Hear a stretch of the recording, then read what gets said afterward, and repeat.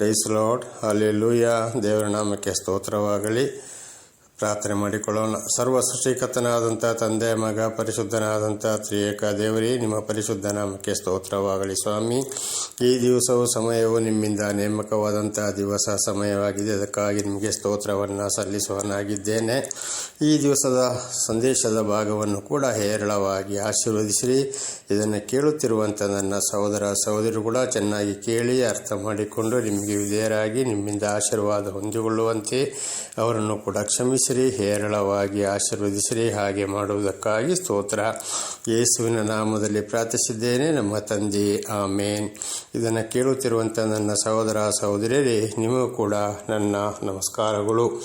ಈ ದಿವಸದ ಸಂದೇಶದ ಭಾಗವು ಕೂಡ ಯಾವುದೆಂದರೆ, ದೇವರ ಆಶೀರ್ವಾದಕ್ಕಾಗಿ ದೇವರ ಮಾತಿಗೆ ವಿಧೇಯರಾಗಬೇಕು, ಭಾಗ 5.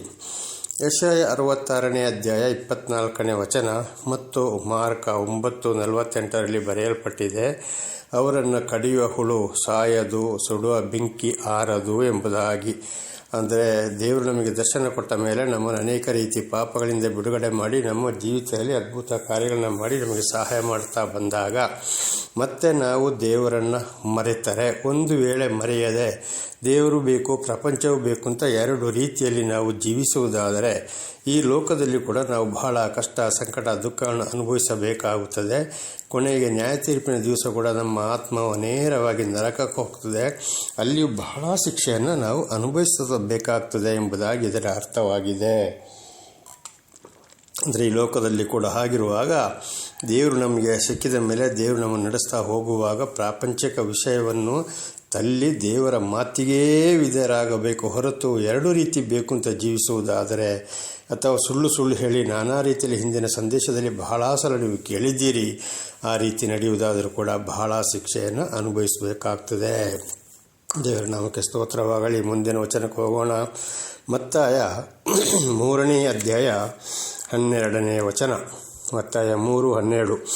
ಆತನು ಮರವನ್ನು ಕೈಯಲ್ಲಿ ಹಿಡಿದಿದ್ದಾನೆ, ತನ್ನ ಕಣದಲ್ಲಿ ರಾಶಿಯನ್ನು ತೂರಿ ಹಸನು ಮಾಡಿ ತನ್ನ ಗೋಧಿಯನ್ನು ಕಣಜದಲ್ಲಿ ತುಂಬಿಕೊಂಡು ಹೊಟ್ಟನ್ನು ಆರದ ಬೆಂಕಿಯಲ್ಲಿ ಸುಟ್ಟು ಬಿಡುವನು ಎಂದು ಹೇಳಿದನು. ಇದು ನ್ಯಾಯ ತೀರ್ಪಿನ ದಿವಸ.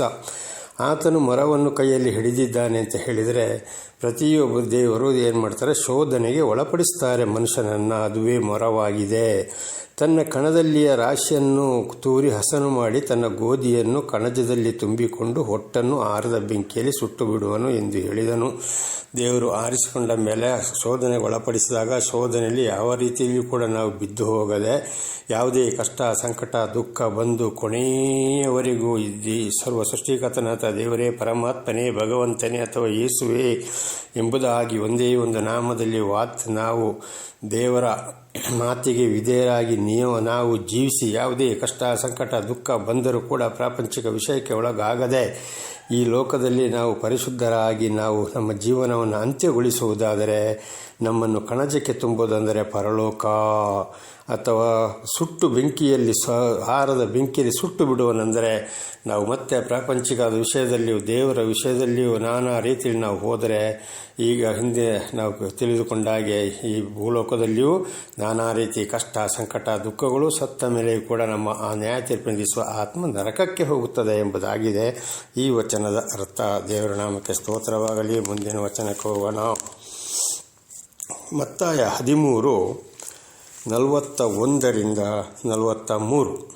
ಮತ್ತಾಯ 13:41-43 ಮನುಷ್ಯಕುಮಾರನು ತನ್ನ ದೂತರನ್ನು ಕಳುಹಿಸುವನು, ಆತನ ರಾಜ್ಯದೊಳಗಿಂದ ಎಲ್ಲ ಕಂಟಕರನ್ನು, ಅಧರ್ಮಿಗಳನ್ನು ಕೂಡಿಸಿ ಬೆಂಕಿ ಕುಂಡದಲ್ಲಿ ಹಾಕುವರು. ಅಂದರೆ ಈ ವಚನದ ಅರ್ಥ ಕೂಡ ಅದೇ ಆಗಿದೆ. ದೇವರು ನಮಗೆ ತಿಳಿಯಪಡಿಸಿದ ಮೇಲೆ, ದೇವರು ನಮ್ಮನ್ನು ಆರಿಸಿಕೊಂಡ ಮೇಲೆ ನಾನಾ ರೀತಿ ಸಹಾಯ ಮಾಡ್ತಾ ಬಂದಾಗ ಖಂಡಿತವಾಗಿ ನಾವು ಮಾತನ್ನು ಕೇಳಲು ಹೋದರೆ ನ್ಯಾಯ ತೀರ್ಪಿಗೆ ಮೊದಲು ದೂತರನ್ನು ದೇವರು ಏನು ಮಾಡ್ತಾನೆ, ಕಳುಹಿಸಿಕೊಡ್ತಾನೆ. ಅವರ ಮುಖಾಂತರ ನಮ್ಮನ್ನು ತಗೊಂಡೋಗಿ ನರಕಕ್ಕೆ ದಬ್ಬಿ ಬಿಡ್ತಾನೆ. ಈ ಲೋಕದಲ್ಲಿ ಕೂಡ ಬಹಳ ಕಷ್ಟ, ಸಂಕಟ, ದುಃಖಗಳನ್ನು ನಾವು ಕಾಣಬೇಕಾಗ್ತದೆ, ಅದನ್ನು ಅನುಭವಿಸಲೇಬೇಕಾಗ್ತದೆ ಎಂಬುದಾಗಿ. ಬೆಂಕಿ ಕುಂಡದಲ್ಲಿ ಹಾಕುವರು. ಅಲ್ಲಿ ಗೋಳಾಟವು, ಕಟಕಟನೆ, ಹಲ್ಲು ಕಡಿಯನವು ಇರುವು. ಆಗ ನೀತಿವಂತರು ತಮ್ಮ ತಂದೆಯ ರಾಜ್ಯದಲ್ಲಿ ಸೂರ್ಯನಂತೆ ಪ್ರಕಾಶಿಸುವರು. ಕಿವಿಯುಳ್ಳವನು ಕೇಳಲಿ ಅಂದನು. ಆವಾಗ ಆ ದಿವಸ ನರಕದಲ್ಲಿ ನಾವು ಬಹಳ ಶಿಕ್ಷೆಯನ್ನು ಅನುಭವಿಸಬೇಕಾಗ್ತದೆ.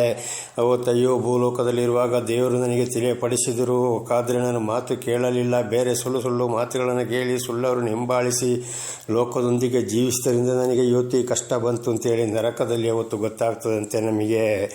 ಆದಲ್ಲಿ ಬಹಳ ಕಷ್ಟ, ಸಂಕಟ, ದುಃಖ ಅಲ್ಲಿಯೂ ಹಾಗೂ ಈ ಲೋಕದಲ್ಲಿ ಇಲ್ಲಿಯೂ ಕೂಡ ನಾವು ಅದನ್ನು ಅನುಭವಿಸಬೇಕಾಗ್ತದೆ.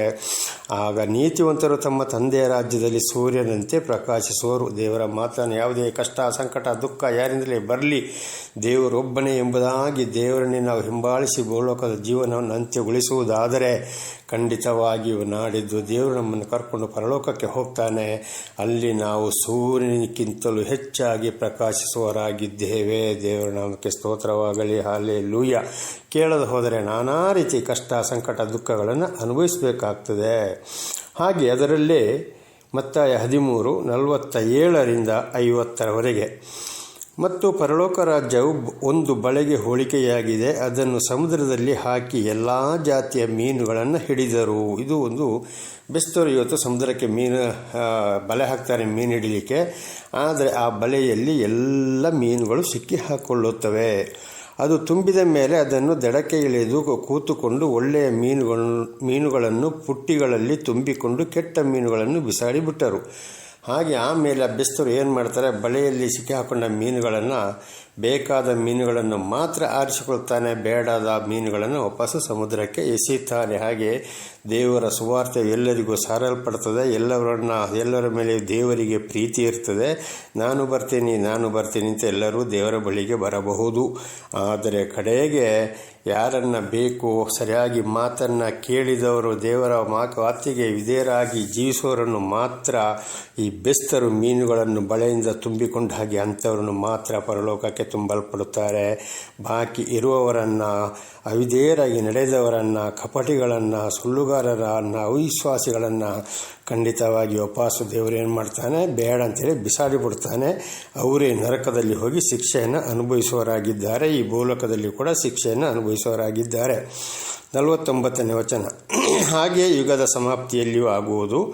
ದೇವದೂತರು ಹೊರಟು ಬಂದು ನೀತಿವಂತರೊಳಗಿಂದ ಕೆಟ್ಟವರನ್ನು ಬೇರೆ ಮಾಡಿ ಅವರನ್ನು ಬೆಂಕಿ ಕುಂಡದಲ್ಲಿ ಹಾಕುವರು. ನಾಡಿದ್ದು ದೂತರು ಕೂಡ ಬಂದು ಏನು ಮಾಡ್ತಾರೆ, 2 ಭಾಗ ಮಾಡಿ ನಿಲ್ಲಿಸ್ತಾರೆ. ನೀತಿವಂತರು ಬೇರೆ, ಅನೀತಿವಂತರು ಬೇರೆ. ದೇವರು ನ್ಯಾಯತೀರ್ಪಿಗಾಗಿ ಕೋಟ್ಯಾನುಕೋಟಿ ದೇವದೂತರೊಂದಿಗೆ ಭೂಲೋಕಕ್ಕೆಂದರೆ ಜೆರುಸಲೇಮಿಗೆ ಇಳಿದು ಬಂದಾಗ ಈ ನೀತಿವಂತರನ್ನು ಮಾತ್ರ ಕರ್ಕೊಂಡು ಪರಲೋಕಕ್ಕೆ ಹೋಗೋರಾಗಿದ್ದಾರೆ. ಈ ಅನೀತಿವಂತರನ್ನು ದೂತರೊಂದಿಗೆ ನರಕಕ್ಕೆ ತಳ್ಳುವರಾಗಿದ್ದಾರೆ, ಅಗ್ನಿಕುಂಡಕ್ಕೆ ಎಂಬುದಾಗಿ. ಅಲ್ಲಿ ಗೋಳಾಟವು, ಕಟಕಟನೆ, ಹಲ್ಲು ಕಡಿಯೋಣವು ಇರುವುದು. ಅಲ್ಲಿ ಭಯಂಕರ ಗೋಳಾಟ. ಏನು ಮಾಡೋಕ್ಕೂ ಆಗೋದಿಲ್ಲ, ವಾಪಸ್ ಬರೋಕ್ಕೂ ಆಗೋದಿಲ್ಲ. ಶಿಕ್ಷೆ ಅನುಭವಿಸ್ತಲೇ ಇರಬೇಕು. ರಾತ್ರಿ ಹಗಲು ಅಯ್ಯೋ ಅಯ್ಯೋ ಅಯ್ಯೋ. ಯಾರು ಇವರಾಗಿದ್ದಾರೆ? ದೇವರು ದರ್ಶನ ಕೊಟ್ಟ ಮೇಲೆ ದೇವರ ಮಾತಿಗೆ ಪ್ರತಿಯೊಂದು ವಿಚಾರದಲ್ಲಿ ಅವಿಧೇಯರಾಗಿದ್ದು ಯಾರು ನಡೀತಾರೋ ಅವರಿಗೆ ಭಯಂಕರವಾದ ಶಿಕ್ಷೆ ಎಂಬುದಾಗಿ ಈ ವಚನದ ಅರ್ಥ ಕೂಡ ನಮಗೆ ತಿಳಿಸಲ್ಪಡುತ್ತದೆ. ಮುಂದಿನ ವಚನಕ್ಕೆ ಹೋಗೋಣ. ದೇವರ ನಾಮಕ್ಕೆ ಸ್ತೋತ್ರವಾಗಲಿ. ಹಲ್ಲೆಲೂಯಾ. ಮತ್ತಾಯ 18ನೇ ಅಧ್ಯಾಯ 7ನೇ ವಚನ. ತೊಡಕುಗಳು ಬರುವುದರಿಂದ ಲೋಕಕ್ಕೆ ಎಷ್ಟೋ ಕೇಡು. ತೊಡಕುಗಳು ಹೇಗಾದರೂ ಬರುವು. ಆದಾಗ್ಯೂ ಯಾವ ಮನುಷ್ಯನಿಂದ ತೊಡಕು ಬರುತ್ತದೋ ಅವನ ಗತಿಯನ್ನು ಏನೆಂದು ಹೇಳಲಿ. ಇವತ್ತು ದೇವರಿಗೆ ನಾವು ವಿರುದ್ಧವಾಗಿ ಜೀವಿಸುವುದು ಅಥವಾ ಲೋಕದ ವಿಷಯದಲ್ಲಿ ಕೂಡ ನಾವು ಜೀವಿಸುವುದು, ಇದು ಎಷ್ಟೋ ಕೇಡು. ದೇವರು ನಮಗೆ ದರ್ಶನ ಕೊಟ್ಟ ಮೇಲೆ, ದೇವರು ನಮ್ಮನ್ನು ನಡೆಸ್ತಾ ಇರುವಾಗ ದೇವರನ್ನ ಬಿಟ್ಟು ನಾವು ಹೋಗಿ ಜೀವಿಸುವುದಾದರೆ, ಅಥವಾ ಲೋಕವೂ ಬೇಕು ದೇವರು ಬೇಕು ಅಂತೇಳಿ 2 ರೀತಿಯಲ್ಲಿ ನಾವು ಜೀವಿಸುವುದಾದರೆ ಬಹಳ ಕೇಡು. ನಮಗೆ ನಾವೇ ಕೇಡನ್ನು ತಗೊಳ್ತಾ ಇದ್ದೇವೆ. ತೊಡಕುಗಳು ಹೇಗಾದರೂ ಯಾವುದೇ ರೀತಿಯಲ್ಲಿ ಒಂದು ವೇಳೆ ಬರಬಹುದು. ಆದಾಗ್ಯೂ ಯಾವ ಮನುಷ್ಯನಿಂದ ತೊಡಕು ಬರುತ್ತದೆ ಅವನ ಗತಿಯನ್ನು ಏನೆಂದು ಹೇಳಲಿ. ಇದರಿಂದಾಗಿ ಇವತ್ತು ದೇವರಿಗೆ ಯಾರು ಕೆಟ್ಟ ಹೆಸರನ್ನು ತರುತ್ತಾರೋ, ದೇವರಿಗೆ ಯಾರು ನಿಂದೆ ಅವಮಾನವನ್ನು ಮಾಡ್ತಾರೋ ಇತರರ ಮಧ್ಯದಲ್ಲಿ, ದೇವರಿಗೆ ಅವಿಧೇಯರಾಗಿ ಯಾರು ನಡೀತಾರೋ ಅವರ ಗತಿಯನ್ನು ಏನೆಂದು ಹೇಳಲಿ. ಉದಾಹರಣೆಗೆ ಇಸ್ಕರಿಯೋತ ಯೂದನನ್ನೇ ತಗೊಳ್ಳಿ. ಯೇಸುಸ್ವಾಮಿನ 30 ಬೆಳ್ಳಿ ನಾಣ್ಯಗಳಿಗಾಗಿ ಹಿಡಿದುಕೊಟ್ಟ ಲಾಸ್ಟಿಗೆ ಯೇಸುಸ್ವಾಮಿ ಶಿಲುಬೆಯಲ್ಲಿ ಸಾಯೋದಕ್ಕಿಂತ ಒಂದು ದಿವಸಕ್ಕೆ ಮೊದಲೇ ಅವನು ಹೋಗಿ ಹಗ್ಗ ತಗೊಂಡು ನೇಣು ಹಾಕೊಂಡ. ಹಗ್ಗ ತುಂಡಾಗಿ ಕೆಳಗೆ ಬಿತ್ತು, ಹೊಟ್ಟೆ ಒಡೆದು ಹೋಗಿ ಕರಳು ಹೊರಗಡೆ ಬಂದು ಸತ್ತ ಎಂಬುದಾಗಿ. ಹೆರೋದನ ಅರಸನು ಕೂಡ ಏನಾಯಿತು, ಸ್ಥಾನಿಕ ಯೋಹನನ್ನು ತಲೆ ಕಡಿಸಿದ, ಯಾಕೋಬನನ್ನು ಕೊಳ್ಳಿಸಿದ, ಲಾಸ್ಟಿಗೆ ಹುಳ ಬಿದ್ದು ಸತ್ತ. ಇದೆಲ್ಲ ಒಂದು ಉದಾಹರಣೆಯಾಗಿದೆ. ಹಿಂದಿನ ಇಸ್ರಾಯೇಲರ ಗತಿಗಳನ್ನು ಕೂಡ ನಾವು ನೋಡಿದ್ದೇವೆ, ಕೇಳಿದ್ದೇವೆ ಸಂದೇಶದಲ್ಲಿ. ಅದೇ ರೀತಿ ಬಹಳ ಅಪಾಯವಿದೆ. ಆದ್ದರಿಂದ ನನ್ನ ಸಹೋದರ ಸಹೋದರಿಯರೇ, ದೇವರನ್ನು ನಾವು ತಿಳಿದುಕೊಳ್ಳುವುದಾದರೆ, ದೇವರನ್ನು ನಮ್ಮನ್ನು ಕರೆದರೆ ಅನೇಕ ರೀತಿಯಲ್ಲಿ ನಮ್ಮನ್ನು ದೇವರು ಕಾಪಾಡಿ ರಕ್ಷಣೆ ಕೊಟ್ಟು ನಡೆಸ್ತಾ ಇರುವಾಗ ನಾವು ಬಹಳ ಎಚ್ಚರದಿಂದ ಜೀವಿಸಬೇಕಾಗ್ತದೆ. ಕಾರಣ ಯಾರೊಬ್ಬರು ನಾಶಕ್ಕೆ ಹೋಗಬಾರದೆಂಬುದಾಗಿ ದೇವರ ಪ್ರೀತಿಯಿಂದ ನಮಗೆ ರಕ್ಷಣೆ ಕೊಟ್ಟು ನಮಗೆ ಬೇಕಾದುದನ್ನು ಸಾಕಿ ಸಲಹುವರಾಗಿದ್ದಾರೆ. ಆದ್ದರಿಂದ ದೇವರ ದರ್ಶನವಾದ ಮೇಲೆ ಬಹಳ ಎಚ್ಚರ. ಮುಖ್ಯವಾಗಿಯೂ ಸುಳ್ಳು ಬೋಧಕರು, ಪ್ರವಾದಿಗಳು ಇವರೊಂದು ಬೆಂಕಿಯಾಗಿದ್ದಾರೆ.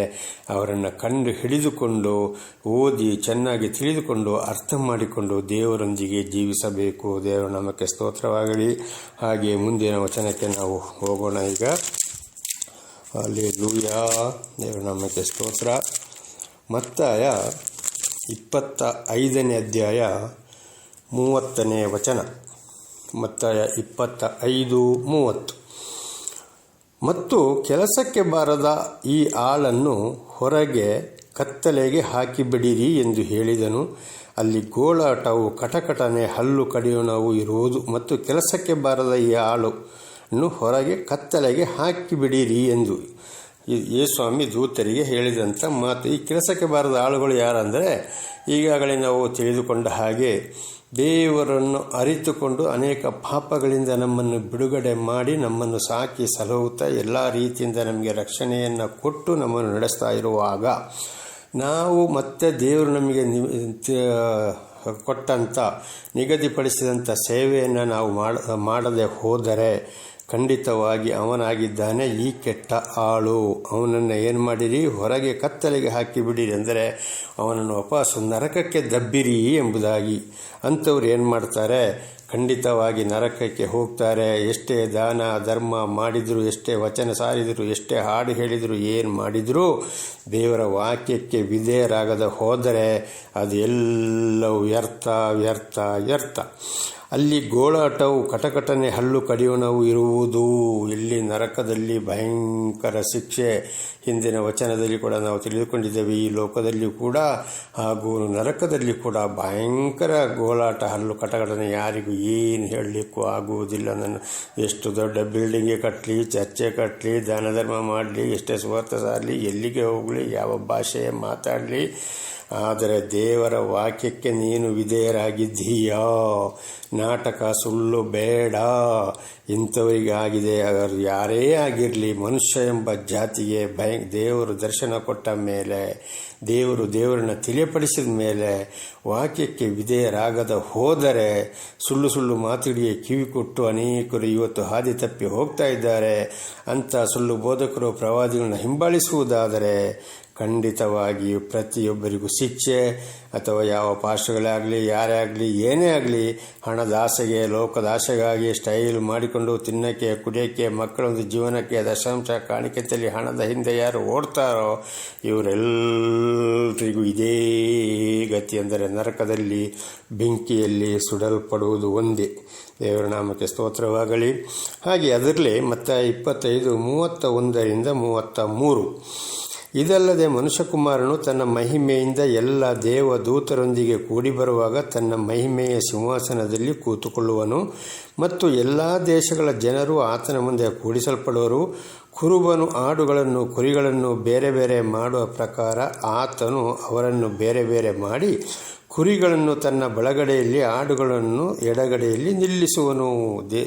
ದೇವರ ನಾಮಕ್ಕೆ ಸ್ತೋತ್ರವಾಗಲಿ. ಯೇಸು ಕ್ರಿಸ್ತನು ನ್ಯಾಯ ತೀರ್ಪಿಗಾಗಿ ಎಲ್ಲ ದೇವದೂತರೊಂದಿಗೆ ಬರುವಾಗ ಆಕಾಶದ ಮೇಲೆ ಸಿಂಹಾಸನದಲ್ಲಿ, ಮಹಿಮೆಯಲ್ಲಿ ಸಿಂಹಾಸನದಲ್ಲಿ ಕೂತುಕೊಳ್ಳುವಾಗ, ಅಂದರೆ ಜೆರುಸಲೇಮಿನಲ್ಲಿ ನ್ಯಾಯಸ್ಥಾನದಲ್ಲಿ ನಾವೆಲ್ಲರೂ ಆತನ ಮುಂದೆ ಹೋಗಿ ನ್ಯಾಯ ತೀರ್ಪಿಗೆ ನಿಲ್ಲಬೇಕಾಗಿದೆ.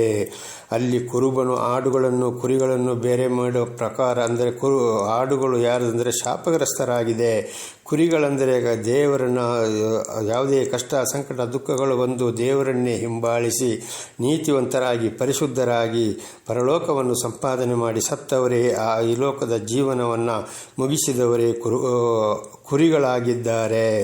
ಬೇರೆ ಬೇರೆ ಮಾಡುವ ಪ್ರಕಾರ ಆತನು ಅವರನ್ನು ಬೇರೆ ಬೇರೆ ಮಾಡಿ ಕುರಿಗಳನ್ನು ತನ್ನ ಬಲಗಡೆಯಲ್ಲಿ ಆಡುಗಳನ್ನು ತನ್ನ ಎಡಗಡೆಯಲ್ಲಿ ನಿಲ್ಲಿಸುವನು. ಕುರಿಗಳು ಬಲಗಡೆಗೆ ಅಂದರೆ ದೇವರ ಮಾತಿಗೆ ಯಾವುದೇ ಕಷ್ಟ ಸಂಕಟ ದುಃಖ ಬಂದರೂ ದೇವರ ಮಾತಿಗೆ ವಿಧೇಯರಾಗಿ ಭೂಲೋಕದ ಜೀವನವನ್ನು ಅಂತ್ಯಗೊಳಿಸಿದವರು ಪರಿಶುದ್ಧರಾಗಿ ಇವರನ್ನು ದೇವರು ಬಲಗಡೆಯಲ್ಲಿ ಇಟ್ಟುಕೊಳ್ತಾನೆ. ನ್ಯಾಯ ತೀರ್ಪು ಆದ ನಂತರ ದೇವರೇ ಕರ್ಕೊಂಡು ಪರಲೋಕಕ್ಕೆ ಹೋಗುವವನಾಗಿದ್ದಾನೆ. ಎಡಗಡೆಯಲ್ಲಿ ಆಡುಗಳಂದರೆ ಶಾಪಗ್ರಸ್ತರು ದೇವರ ಮಾತಿಗೆ ವಿಧೇಯರಾಗದೆ ಹೋದರೆ, ಅವರು ಸಾಯೋದಕ್ಕಿಂತ ಮೊದಲು ಪರಿಶುದ್ಧರಾಗದೆ ಹೋದರೆ ಅವರು ಪೂರ್ತಿ ನರಕಕ್ಕೆ ಇವರಾಗಿದ್ದಾರೆ ಆಡುಗಳು. ದೇವರ ನಾಮಕ್ಕೆ ಸ್ತೋತ್ರವಾಗಲಿ. ಹಲ್ಲೆಲೂಯಾ. ಹೀಗೆ ಈಗ 41ನೇ ವಚನಕ್ಕೆ ಹೋಗೋಣ. ಆಮೇಲೆ ಆತನು ಎಡಗಡೆಯಲ್ಲಿರುವವರಿಗೆ, ಶಾಪಗ್ರಸ್ತರೇ, ನನ್ನನ್ನು ಬಿಟ್ಟು ಪಿಶಾಚನಿಗೂ ಅವನ ದೂತರಿಗೂ ಸಿದ್ಧ ಮಾಡಿರುವ ನಿತ್ಯ ಬೆಂಕಿಯೊಳಗೆ ಹೋಗಿರಿ ಎಂದು. ಎಡಗಡೆಯಲ್ಲಿರುವವರಿಗೆ ಶಾಪಗ್ರಸ್ತರೇ ಅಂದರೆ ಈ ಆಡುಗಳನ್ನು ಈಗಾಗಲೇ ನಾವು ತಿಳಿದುಕೊಂಡಿದ್ದೇವೆ. ಎಡಗಡೆಯಲ್ಲಿರುವ ಶಾಪಗ್ರಸ್ತರು. ನನ್ನನ್ನು ಬಿಟ್ಟು ಪಿಶಾಚನಿಗೂ ಅವನ ದೂತರಿಗೂ ಸಿದ್ಧ ಮಾಡಿರೋ ನಿತ್ಯ ಬೆಂಕಿಯೊಳಗೆ ಹೋಗಿರಿ.